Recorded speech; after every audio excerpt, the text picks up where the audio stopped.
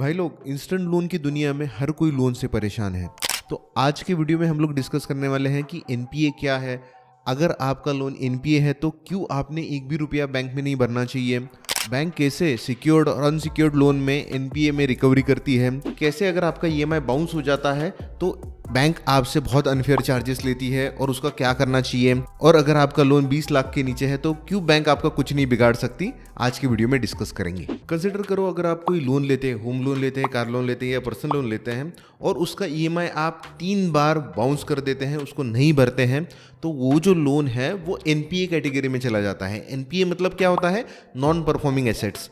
जब भी आप 3 बार ईएमआई बाउंस कर देते हो तो ना सिर्फ आपका लोन एनपीए होता है, तो आपको ईएमआई बाउंस करने के चार्जेस भी लगते हैं। अब वो क्या क्या है? पीनल इंटरेस्ट चार्जेस लगता है, लेट पेमेंट चार्जेस लगता है, जो कि बहुत ज़्यादा है। इवन आरबीआई ने उसके ऊपर एक नया रूल निकाला हुआ है कि पीनल इंटरेस्ट वो नहीं ले सकते हैं।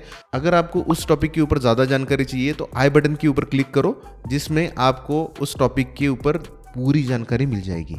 हम मालूम है तेरे बाप को मत सिखा, चल। और इसी सब एक्स्ट्रा चार्जेस के लिए मैं कहता हूं, अगर आपका लोन एनपीए हो गया है, अगर आपका ईएमआई बाउंस हो गया है, तो डायरेक्टली बैंक अकाउंट में पैसे मत भरो, क्योंकि बैंक जो है वो पहले एक्स्ट्रा चार्जेस काटेगी, फिर बाद में जो है वो प्रिंसिपल काटेगी और आपका नुकसान हो जाएगा। तो साला ये दुख का खत्म नहीं होता बे। उससे अच्छा क्या करना है, अगर आपका लोन एनपीए होता है, 3 ईएमआई आपके बाउंस हो जाते हैं, तो आपको बैंक में जाना है, बैंक के मैनेजर से मिलना है, उसको कहना है कि मुझे ये पूरा जो है ईएमआई का फंडा पूरा सेटल करना है और मैं पूरे के पूरे पैसे भरने को तैयार हूँ, अगर आप मुझे गारंटी देंगे कि आप एक्स्ट्रा चार्जेस जो है वो मुझसे नहीं लेंगे। चीटिंग करता है तू।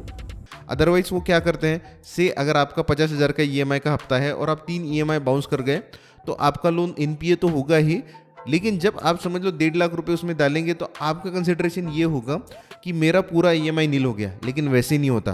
उस 1.5 लाख के 3 महीने के ईएमआई के ऊपर कम से कम 10 से 15,000 रुपये आप बैंक को एक्स्ट्रा चार्जेस देते हो।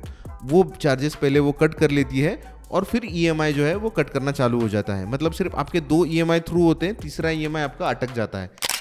अरे देवा, ये गड़बड़ है बाबा। इसीलिए क्या करना है, पहले आपको बैंक में जाना है, बैंक से कंसल्ट करना है कि क्या क्या एक्स्ट्रा चार्जेस है, क्या उसमें रिडक्शन हो सकता है, वो पहले मुझे आप बताओ, तो ही जाके मैं ये जो 3 हफ्ते हैं वो भरूंगा और मेरा ईएमआई नील कर दूंगा। ठीक है। अब इस केस में आपका लोन कौन सा है, उसके रिगार्डिंग बैंक जो है वो एक्शन लेती है। अब जैसे अगर आपका होम लोन है, गोल्ड लोन है, कार लोन है, बाइक लोन है, तो ये सारे लोन सिक्योर्ड लोन में आते हैं। उस केस में बैंक आपको नोटिस देगी कि भैया अगर आपने ईएमआई नहीं भरे तो मैं आपका घर, आपकी गाड़ी, आपका गोल्ड जो है वो लीलाव कर दूंगा, बेच दूंगा और मेरे लोन के पैसे रिकवर कर लूँगा। आपके पास में दूसरा कोई ऑप्शन नहीं रहता है। आपको बैंक में जाके ईएमआई देना है, उसकी सेटलमेंट करनी है और प्रॉपरली उसको पेड करना है। खत्म, गुड बाय, गया।